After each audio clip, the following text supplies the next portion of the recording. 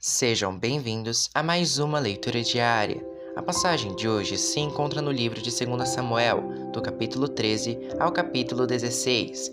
Anon e Tamar. Absalão, filho de Davi, tinha uma irmã muito bonita, que se chamava Tamar.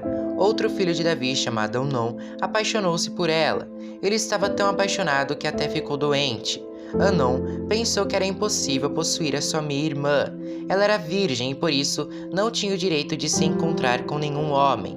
Mas Anon tinha um amigo muito esperto chamado Jonadab, filho de Simeia, irmão de Davi.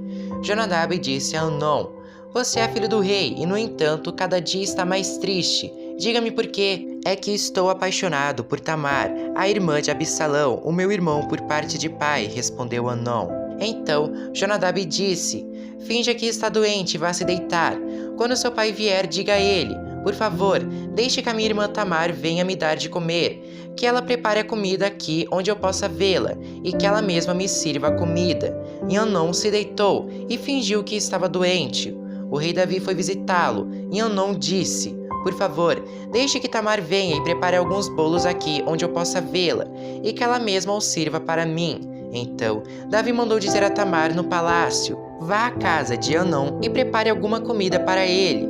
Ela foi e o encontrou de cama. Aí pegou um pouco de massa, preparou-a e fez alguns bolos ali onde ele podia vê-la. Então assou os bolos e os tirou da forma para Anon comer. Mas ele não quis e disse: "Mande todo mundo sair." Todos saíram e Anon disse a Tamar: "Traga os bolos aqui para minha cama e sirva-os para mim." Então ela levou os bolos para ele. Quando os ofereceu a Anon, ele a agarrou e disse: "Deite-se comigo, minha irmã." Porém ela respondeu: "Não, meu irmão, não me obrigue a fazer isso. Não se faz uma coisa dessas em Israel. Não faça essa loucura. Como eu poderia aparecer depois disso diante dos outros? E você ficaria completamente desmoralizado em Israel. Por favor, fale com o rei. Eu estou certa de que ele me dará a você." Mas Anon não quis ouvir o que Tamar dizia, e como era mais forte, ele a forçou e teve relações com ela. Depois teve nojo dela e a odiou ainda mais do que a tinha amado antes. Então disse: "Saia daqui." Tamar respondeu: "Não, meu irmão, você me mandar embora assim é um crime ainda maior do que o que você acaba de cometer." Mas Anon não quis escutar o que ela dizia. Chamou seu empregado particular e disse: "Tire essa mulher da minha frente. Ponha-a para fora e feche a porta." Então o empregado pôs Tamar para fora e fechou a porta. Ela estava usando um vestido longo de mangas compridas, a roupa que as princesas solteiras usavam naquele tempo. Aí ela pôs cinza na cabeça, rasgou o vestido e saiu gritando, cobrindo o rosto com as mãos. O seu irmão Absalão perguntou: "Anon fez mal a você? Não conte isso a ninguém, minha irmã. Afinal de contas, ele é seu meio-irmão. Não leve isso muito a sério." Assim, Tamar ficou vivendo triste e sozinha na casa de Absalão. Quando o rei Davi soube do que tinha acontecido, ficou furioso. Absalão não disse nenhuma palavra a Anon, mas ficou com ódio dele, porque havia forçado a sua irmã Tamar. 2 anos depois, Absalão estava cortando a lã das suas ovelhas em Baal-Azor, perto da cidade de Efraim, e convidou todos os filhos do rei para irem até lá. Ele foi falar com o rei Davi e disse: "Meu rei, eu estou cortando a lã das minhas ovelhas. Gostaria que o senhor e os seus funcionários também fossem até lá." Davi respondeu: "Não, meu filho. Se todos nós fôssemos, daríamos muito trabalho a você." Absalão insistiu, mas o rei não quis ir e lhe disse que podia ir embora. Mas Absalão disse: "Está bem. Então, deixe que pelo menos o meu irmão Anon vá." "Por que motivo ele iria com você?" perguntou o rei. Mas Absalão continuou a insistir, até que por fim Davi deixou que Anon e todos os seus outros filhos fossem. Absalão preparou um banquete de rei e deu as seguintes instruções aos seus empregados: "Prestem atenção em Anon. Quando ele estiver bêbado, eu darei uma ordem e vocês o matarão. Não tenham medo, pois a responsabilidade será minha. Sejam corajosos e decididos." Os empregados mataram Anon como Absalão havia mandado. Então todos os outros filhos de Davi montaram suas mulas e fugiram. Enquanto eles estavam voltando para casa, Davi recebeu esta notícia: Absalão matou todos os seus filhos, não escapou nenhum. Então o rei se levantou, rasgou as suas roupas em sinal de tristeza e se jogou no chão. E todos os servidores dele que estavam ali também rasgaram as suas roupas. Mas Jonadab, filho de Simeia, irmão de Davi, disse: Senhor, eles não mataram todos os seus filhos, somente Amnon morreu. Pelo jeito de Absalão, a gente podia ver que ele havia resolvido fazer isso desde o dia em que Amnon forçou a sua irmã Tamar. Por isso, eu não acredito na notícia de que todos os seus filhos morreram, somente Amnon foi morto. Enquanto isso, Absalão fugiu. Naquele momento, o soldado que estava de guarda viu muita gente descendo o monte na estrada de Oronaim. Ele foi até o lugar onde o rei estava e disse: Alguns homens estão descendo o monte, na estrada de Oronaim. Então, Jonadab disse a Davi: São os seus filhos que estão voltando, justamente como eu disse. Logo que ele acabou de dizer isso, os filhos de Davi entraram. Eles começaram a chorar alto, e Davi e os seus oficiais também choraram muito. Absalão fugiu e foi ficar com o rei da cidade de Gesur, chamado Talmai, filho de Amiúde. E por muito tempo, Davi chorou a morte do seu filho Amnon. Absalão ficou 3 anos em Gesur. Então, o rei Davi começou a sentir muita saudade dele, pois agora já estava conformado com a morte de Amnon. Capítulo 14. A volta de Absalão. Joabe, cuja mãe era Zeruia, soube que o rei Davi estava sentindo muita saudade de Absalão. Então, mandou buscar uma mulher esperta que morava na cidade de Técoa e disse: Finja que está de luto, vista suas roupas de luto e não penteie os cabelos. Faça de conta que você já está de luto há bastante tempo. Então, vá falar com o rei e diga a ele o que eu vou dizer a você. Aí, Joabe disse o que ela devia falar. A mulher foi até o lugar onde o rei estava, ajoelhou-se e encostou o rosto no chão em sinal de respeito e disse: Por favor, me ajude, ó rei.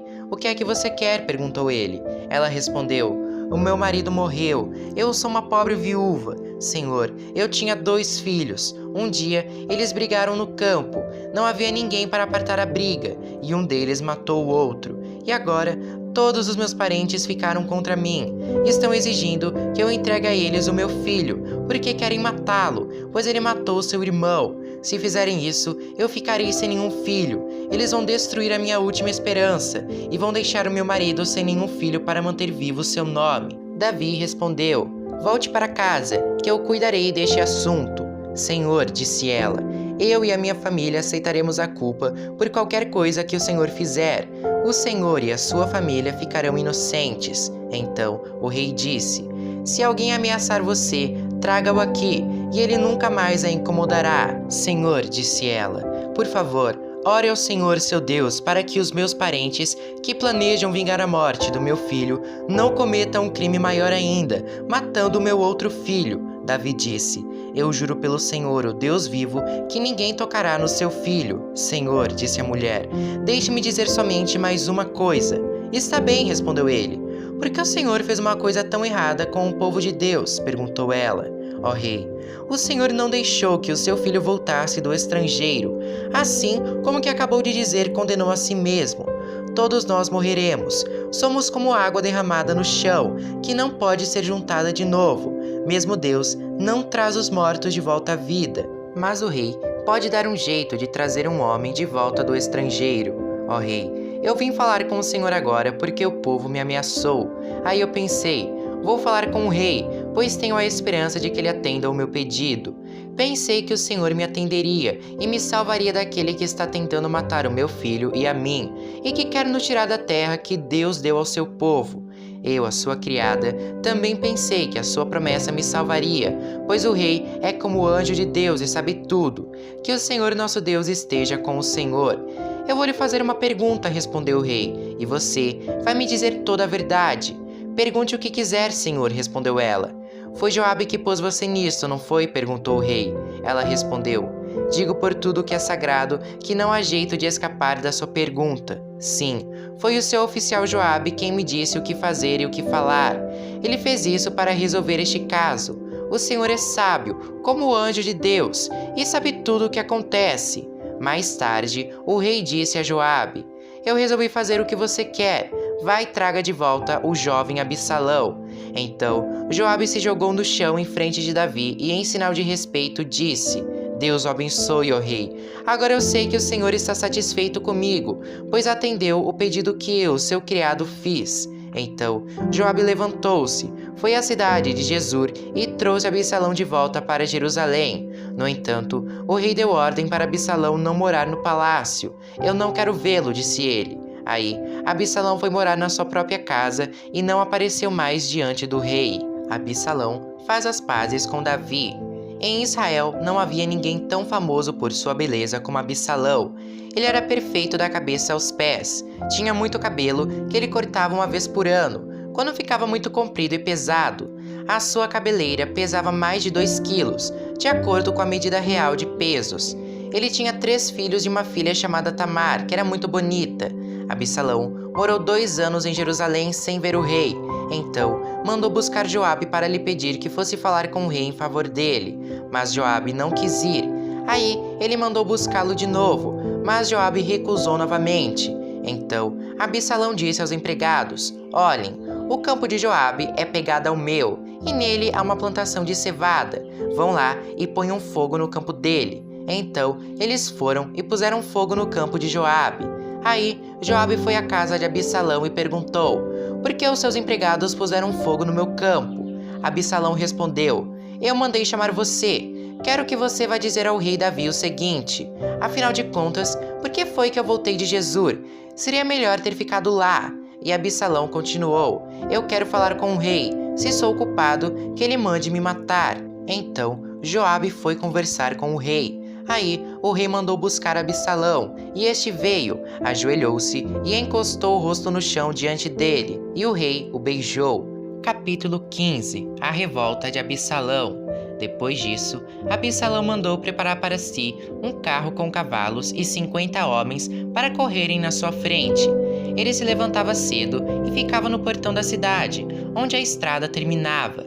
Quando uma pessoa chegava ali com algum caso para o rei Davi resolver, Absalão a chamava e perguntava de onde era.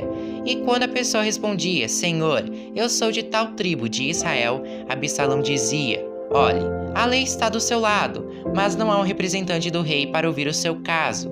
Absalão também dizia: se eu fosse o juiz aqui, então qualquer pessoa que tivesse uma questão ou um pedido poderia me procurar, e eu faria justiça.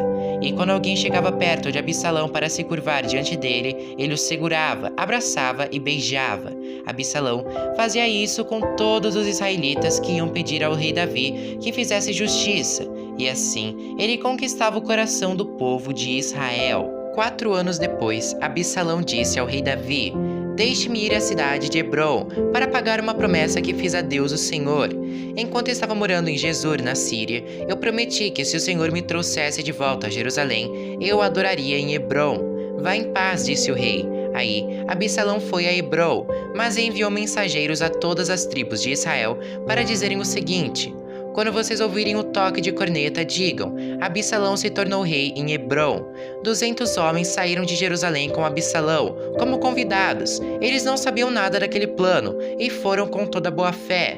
Enquanto estava oferecendo sacrifícios, Absalão também mandou chamar Aitofel, da cidade de Gilo. Aitofel era um dos conselheiros de Davi. Assim, a revolta contra o rei ficou mais forte e os seguidores de Absalão aumentaram. Davi foge de Jerusalém.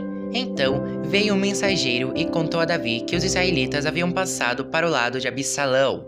Aí Davi disse a todos os seus oficiais que estavam com ele em Jerusalém: Se queremos escapar de Absalão, temos de fugir logo. Vamos depressa, senão ele vai nos alcançar aqui, vai nos vencer e matar todos os que estiverem na cidade. Sim, nós, os seus servidores, estamos prontos para fazer tudo o que o Senhor disser, responderam eles. Aí, o rei saiu acompanhado por toda a sua família e pelos seus funcionários.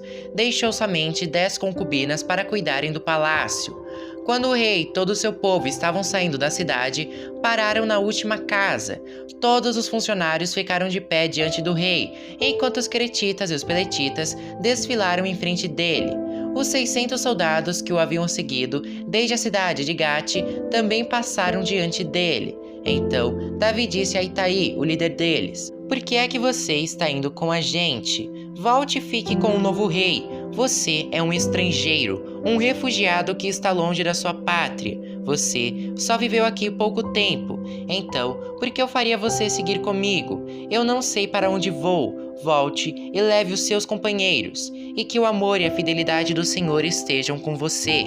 Porém, Itaí respondeu: Ó rei, eu juro em nome do Senhor, o Deus vivo, que irei sempre com o Senhor aonde quer que for, ainda que eu morra por causa disso. Muito bem, respondeu Davi. Então passe adiante. Itaí foi em frente com todos os seus homens e os seus dependentes.